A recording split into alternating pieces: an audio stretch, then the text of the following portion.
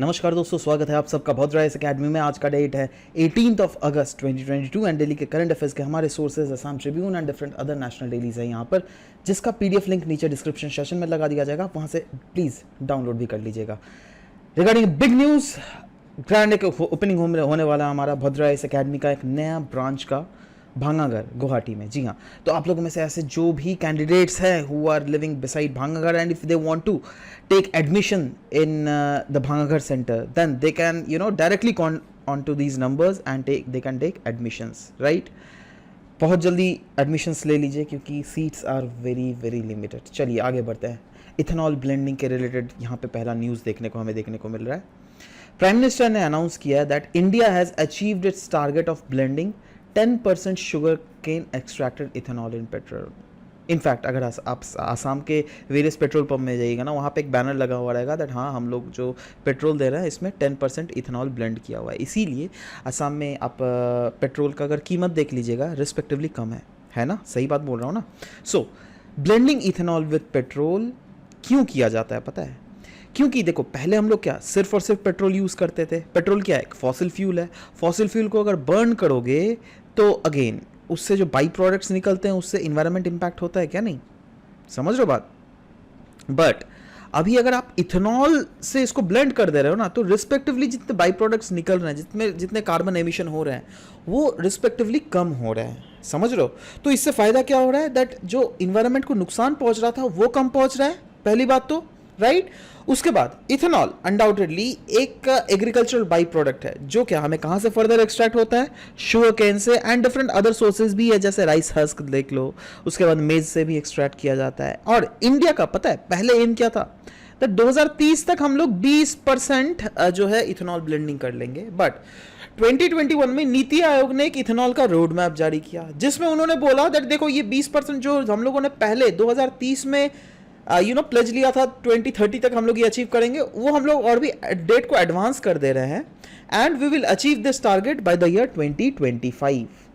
Now सवाल होता है, जब भी आप ये सब न्यूज़ पढ़ोगे तब आपको दिखेगा फर्स्ट जनरेशन इथेनॉल के बारे में, सेकेंड जनरेशन इथेनॉल के बारे में। नाउ सवाल होता है, ये पहला जनरेशन इथेनॉल होता क्या है, सेकेंड जनरेशन इथेनॉल होता क्या है? तो देखो, इथेनॉल प्रोड्यूस कहाँ से किया जाता है? मोलासेस से। ये जो है फर्स्ट जनरेशन इथेनॉल है जिसको 1G इथेनॉल भी कहा जाता है। अब मोलासेस के छोड़कर जो अलग अलग प्रोडक्ट्स हैं जिसके थ्रू इथेनॉल को एक्सट्रैक्ट किया जाता है, फॉर एग्जांपल यहाँ पे देख सकते हो आप rice straw, wheat straw, corn, है ना, उसके बगासे, बैम्बो, वुडी बायोमास, ये सबसे जो एक्सट्रैक्ट किया जाता है इसको हम लोग 2G इथेनॉल कहते हैं। ठीक है। So first G that is first generation, 2G मतलब सेकेंड जनरेशन इथेनॉल, आप समझ गए। Now, how have these countries, how have the countries working towards achieving these targets? मतलब इंडिया को छोड़ के डिफरेंट अदर कंट्रीज अगर देख लोगे, वो कैसे फॉसिल फ्यूल का इस्तेमाल कम से कम कर रहे हैं और इथेनॉल को ब्लेंड करके प्रोडक्शन ज़्यादा कर रहे हैं। तो देखो, अभी तक अगर देखोगे यूएसए, चाइना, ब्राज़ील, कनाडा, सो हर देश ने इथेनॉल ब्लेंडिंग प्रोग्राम्स को कैरी आउट किया अपने देश में, जिसमें सबसे अच्छा परफॉर्मेंस जो है ब्राज़ील ने दिखाया है। इनफैक्ट ब्राज़ील ने लेजिस्लेशन लाया है जिसके तहत इथेनॉल कंटेंट जो है ना पेट्रोल में, उसमें उन्होंने 18 से लेकर 27.5% तक ब्लेंड किया इथेनॉल को, एंड बोला जा रहा है इट इज फाइनली टच 27%। मतलब 2021 तक, देखो यहां पे क्लियरली मेंशन किया हुआ है दैट 2021 तक 27% टारगेट जो है ये ऑलरेडी अचीव कर लिया गया है ना। सवाल होता है, इथेनॉल ब्लेंडिंग का जो हम इतना बात बोल रहे हैं, दुनिया ये सब कर रही, क्यों कर रही है भाई? इसका फायदा क्या है? पहले तो इसको फायदा देख लेते हैं। देखो, अगर देखोगे मेन जो फायदा है ना, वो कार्बन डाइऑक्साइड का एमिशन बहुत हद तक घट रहा है, क्योंकि इथेनॉल के केस में अगर देखोगे कार्बन पूरा बर्न हो जाता है, बट वही फॉसिल फ्यूल के केस में नहीं होता। अब क्या हो रहा है दैट कार्बन का जो एमिशन पहले हो रहा था वो बहुत हद तक घट गया, क्या नहीं है ना? तो इससे कार्बन एमिशन, कार्बन का जो प्रोपोर्शन है एटमॉस्फेयर में वो घट रहा है। दूसरा है स्टबल बर्निंग भी रिड्यूस हो रहा है। तो स्टबल बर्निंग मतलब क्या? अल्टीमेटली व्हीट स्ट्रॉ, राइस के स्ट्रॉ को बर्न कर दिया जाता था क्योंकि उसका कोई काम नहीं था, बट अभी उनके स्ट्रॉ को लेकर आप इथेनॉल प्रोड्यूस करोगे तो आप उसको बर्न क्यों करोगे? सवाल तो ये होता है ना। तो वो स्टबल बर्निंग पहले हो रहा था, क्या वो अभी घट गया? बिल्कुल घटेगा।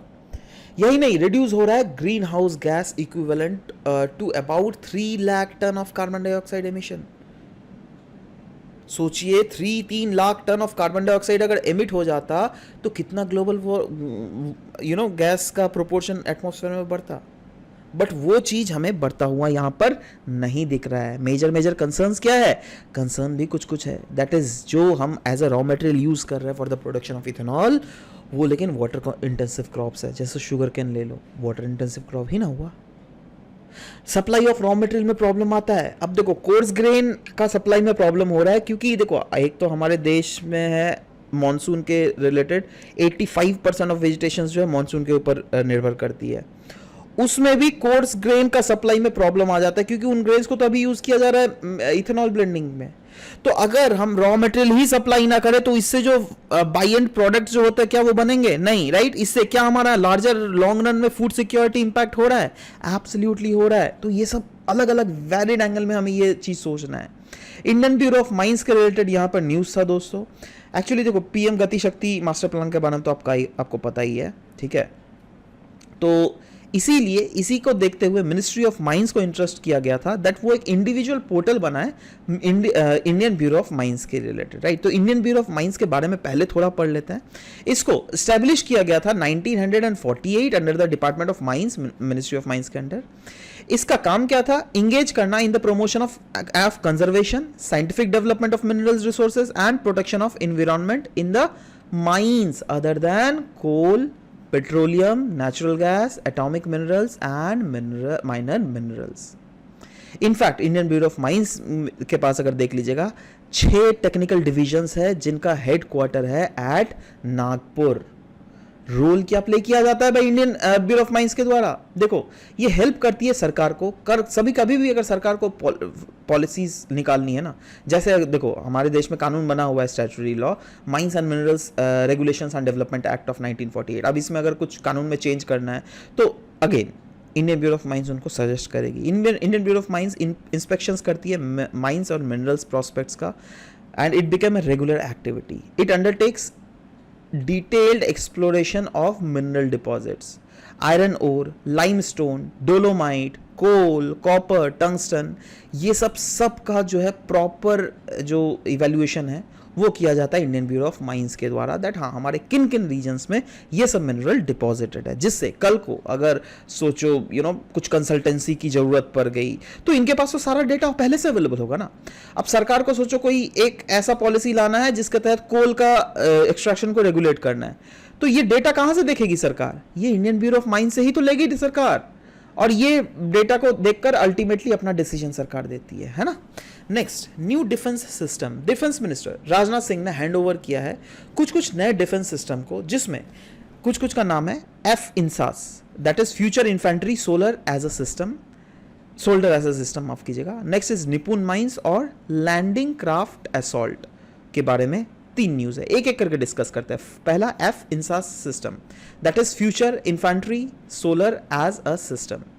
देखो ये एक इन्फेंट्री मॉडर्नाइजेशन है aimed at increasing the operational capabilities of the soldiers, जिसमें shoulders are being equipped with modern systems जिनका weight काफी ज्यादा लाइट होता है। ये ऑल वेदर के समय इस्तेमाल किया जा सकता है, कोई भी टेरेन में इस्तेमाल किया जाता है, काफी ज्यादा कॉस्ट इफेक्टिव है और इनकी मेंटेनेंस कॉस्ट भी रिस्पेक्टिवली लोअर होती है। तो एक तो वो हो गया। एक है निपुण माइंस। माइंस इससे क्या पता चलता है? देखो माइंस क्या होती है ना, दैट इसके ऊपर अगर आप पैर रखिएगा ना तो ये ब्लास्ट कर जाएगा। तो ये जो निपुण माइंस है ना, ये इंडिजिनसली हमारे देश में ही डेवलप किया गया एंटी पर्सनल माइंस है, मतलब लोगों के खिलाफ इसको यूज किया जाएगा ना, वैसे लोगों के खिलाफ नहीं यूज किया जाएगा जो क्या नॉर्मल प्रोटेस्ट कर रहा है ना अगेंस्ट द गवर्नमेंट। नो, उन टाइप के लोगों के लिए नहीं, ये वैसे लोगों के खिलाफ इस्तेमाल किया जाएगा जो क्या बॉर्डर को इलीगली क्रॉस करते हैं, जिसमें आतंकवादी भी बहुत ज्यादा होते हैं, है ना। It is termed by DRDO as soft target blast munitions, ऐसा DRDO ने इसका नाम दिया है। नेक्स्ट, लैंडिंग क्राफ्ट असॉल्ट, ये तीसरा वाला इक्विपमेंट है जो क्या बेसिकली हमारे आर्म फोर्सेस को मिला है। नाउ ये है क्या? देखो क्या है ना, पेंगोंग सोक में जो बोट्स है ना उनकी एफिशिएंसी घट रही थी, तो उसको देखते हुए ये लैंडिंग क्राफ्ट असॉल्ट्स को बनाया गया था। ये landing craft assaults indigenously developed है by Goa based Aquarius shipyard limited, और कहा जाता है दैट ये बेटर लॉन्च स्पीड और इनकी कैपेबिलिटीज जो है ऑपरेट करने के लिए वो ज़्यादा बेटर है as compared to the conventional boats जो कि अभी तक इस्तेमाल की जाती थी along the Pangong Tso lake. Next stubble burning के रिलेटेड है, टैकलिंग स्टबल बर्निंग। नाउ आपको पता होना चाहिए दैट स्टबल बर्निंग एक बहुत सीरियस मेजर इशू है। स्टबल बर्निंग से पता है इम्पैक्ट हमें कब दिखता है, फॉग या फिर स्मॉग का। स्मॉग पता है क्या होता है, SMOG। स्मॉग होता है फॉग प्लस स्मोक, है ना। तो ठंडियों के दिन में क्या होता है ना, दिल्ली के साइड में फॉग तो रहता ही है, बट साथ ही साथ ये जो स्टबल बर्निंग के साथ जो स्मोक निकलती है ना, वो भी फॉग के साथ मिल जाती है ना। और जो वहाँ के लोग सांस लेते हैं ना, तो बहुत घातक सांस लेते हैं। ये जो स्मॉग में होता है ना, particulate material 2.5 particulate material ton रहते हैं, जो कि अगर आपके लंग्स में घुस गए तो बहुत लंग्स को बर्बाद भी कर सकते हैं। तो इसीलिए आज का जो ये था, it is regarding the tackling of stubble burning with an aim to cut the pollution जो कि स्टबल बर्निंग के द्वारा किया जाता है। और ये किन रीजन्स में मेनली हमें देखने को मिलता है, हरियाणा दिल्ली वाले रीजन में। इसीलिए 2G इथेनॉल प्लांट को रिसेंटली ओपन किया गया है, और ये 2G इथेनॉल प्लांट जो है ना, ये इंडिजिनसली डेवलप्ड है, बिल्ड किया गया है इसको इंडियन ऑयल कॉर्पोरेशन के द्वारा। लोकेटेड है ये पानीपत रिफाइनरी में। It aims to use about 2 lakh ton of rice straws annually to generate around 3 crore litres of ethanol annually के बेसिस पे ये इथेनॉल को जनरेशन करता है। पता है आपको बेनिफिट्स अगर इसका देखोगे तो क्या क्या है। Biofuel plant will be able to get rid of stubble without burning it. यही नहीं, ये इंपावर भी करता है फार्मर्स को, जिससे फार्मर्स को भी तो एक एडिशनल इनकम मिल सकता है ना, क्योंकि वो स्टबल को तो बर्न नहीं कर रहे हैं, उस स्टबल को जाके बेच के आ रहे हैं, तो उससे कुछ तो पैसा मिलेगा ना जी। तो फार्मर का इनकम डाइवर्सिफाई हुआ क्या नहीं। नेक्स्ट, डिफरेंट अदर इनिशिएटिव्स अगर देख लीजिएगा क्रॉप रेसिड्यू को मैनेज करने के लिए, तो हरियाणा हैज सेटअप इतना बायोमास पावर प्लांट जिससे कंज्यूम किया जा सके इन पैडी स्ट्रॉस को, है ना। Villages are being categorised into red, yellow and green zone. Green zone वो है जो कि खतरे से बाहर है, मतलब रेड जोन वो है जहां पर रेसिड्यू बर्निंग जो है बहुत ज़्यादा किया जाता है, समझ रहे हो, और ग्रीन वाले में रिस्पेक्टिवली बहुत कम किया जाता है। Haryana is providing subsidy on crop residue management as well. In fact happy seeders machines के बारे में आपने ज़रूर सुना होगा। ये मशीन्स के इस्तेमाल करके जो है ना, डायरेक्टली आप जो भी स्टबल्स जो है उसको सीधा ज़मीन से उखाड़ सकते हो, ठीक है। तो ये सब चीज़ है कुछ कुछ जो कि हमें पढ़ना पड़ेगा। नेक्स्ट, रोशनी। यूनियन मिनिस्टर ने पहला ऐसा ये देख रहे हो, ये लालटेन है लेकिन ये है ना, और ये लालटेन पता है कैसे चलता है, पहले तो बता देता हूं। ये national institute of ocean technology के द्वारा डेवलप किया गया है। ये यूज करता है salty sea water as an electrolyte, जिसके थ्रू ये एलईडी लैंप्स जो है ये पावर होती है। आप खुद समझ रहे हो मतलब नमकीन पानी से ही पावर हो जाएगा, और नमकीन पानी का कमी है दुनिया में जी, हाँ नहीं ना। 97% ऑफ वाटर जो है ना दुनिया में वो ये सॉल्टी वाटर है, आप समझने की कोशिश करो। इंडिया का पहला सलाइन वाटर एलईडी लैंटेन है ये रोशनी, याद रखना। नेक्स्ट, नीवा नेशनल ई विधान एप्लीकेशन। ये वन नेशन वन एप्लीकेशन के तहत इसको इंप्लीमेंट किया गया, नेशनल ई विधान एप्लीकेशन।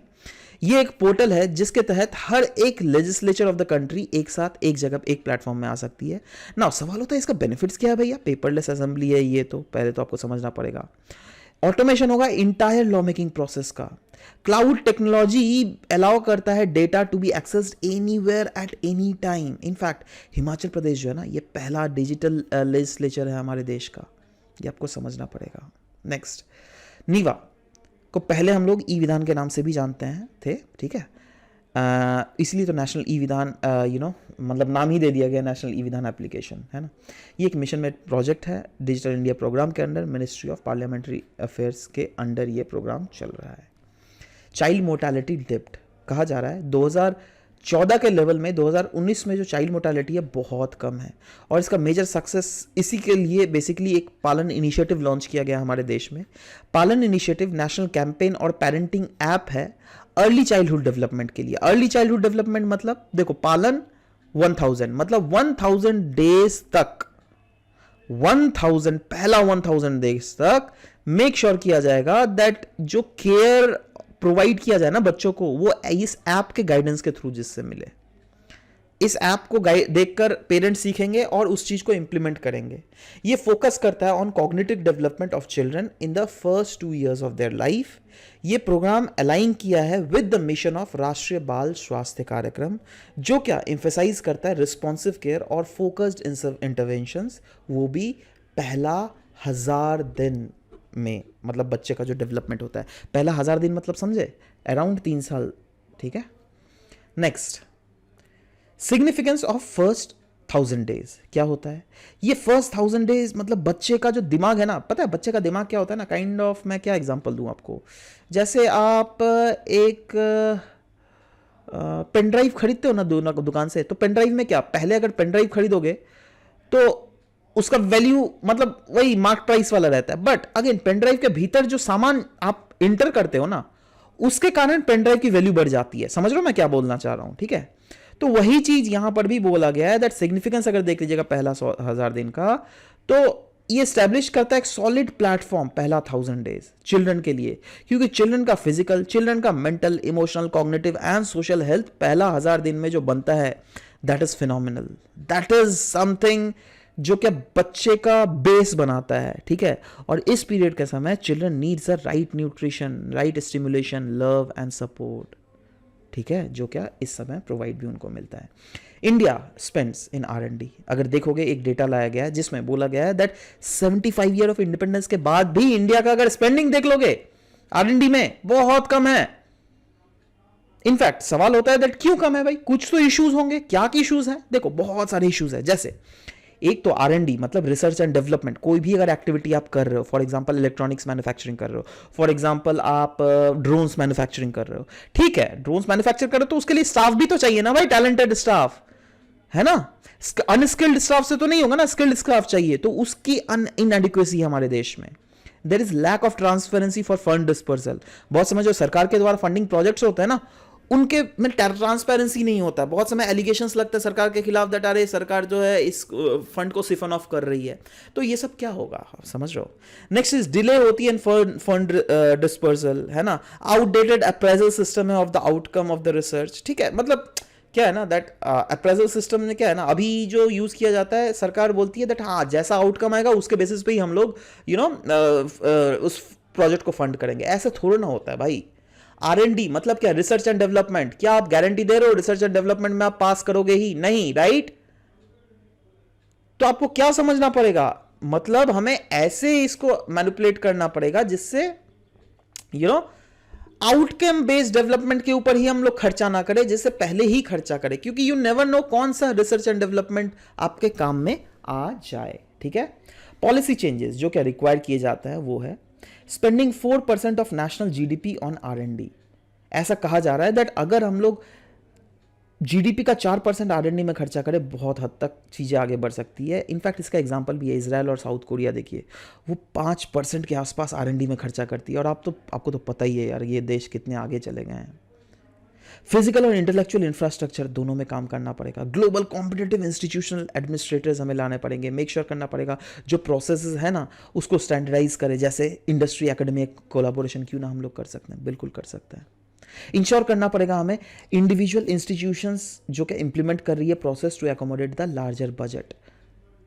लिंक करना पड़ेगा साइंस को सोसाइटी के साथ, जिससे रोबोस्ट सिस्टम एक क्रिएट हो जाए, है ना, मतलब आप इन हैंड आपको एक्सपीरियंस मिले, है ना, उस कोई भी चीज को एक्चुअली अगर इनोवेटिव चीज को आप इंप्लीमेंट करना चाहते हो। प्रॉपर टिंकरिंग लैब्स को सेटअप करना पड़ेगा, जैसे अटल टिंकरिंग लैब्स।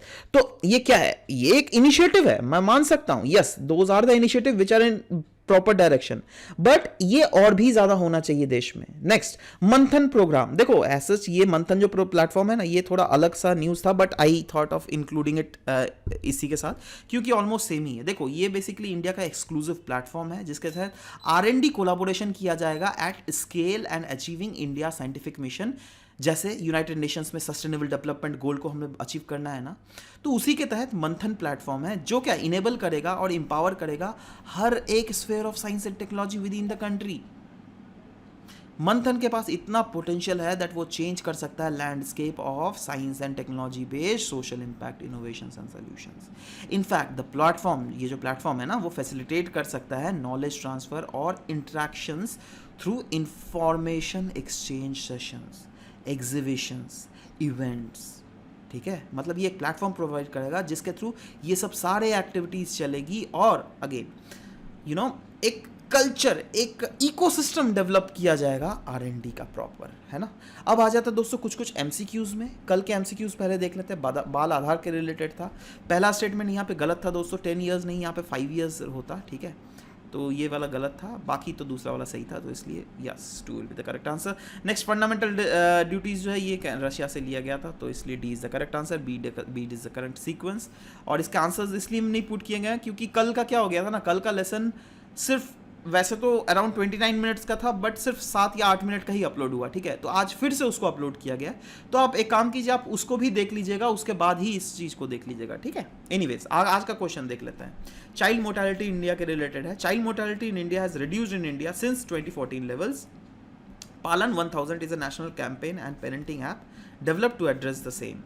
आपको बतलाना है करेक्ट स्टेटमेंट कौन है, 1 only, 2 only, both 1 and 2, neither 1 nor 2। Next statement, next question है, which among the following statement regarding Nipun mines recently seen in news is incorrect. ये एक indigenously design and develop anti personnel mines है। यह term किया गया है by DRDO as soft target blast munition, और these can be used as a first line of defense against the cross-border infiltration. These can be used as a first line of defense against the protesting violent public in the public place। ठीक है, तो आपको बतलाना इनमें से कौन सा गलत है। So anyways guys, this was all about the discussions for today's class. We'll be meeting in next session. Till then, bye bye, take care, and thank you guys, thank you for listening to the whole video, thank you very much।